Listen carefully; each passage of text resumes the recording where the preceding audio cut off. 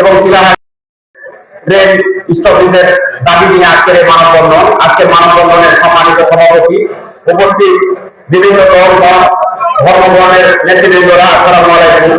অত্যন্ত দুঃখের বিষয়, আমাদের বিরামপুরে কোনো ট্রেনই কেউ যাতে স্বাভাবিকভাবে দাঁড়াতে চায় না। আমি যখন ছোট ছিলাম তখন দেখেছি বড় বিরোধীদের শুরু করে এই সব ধরনের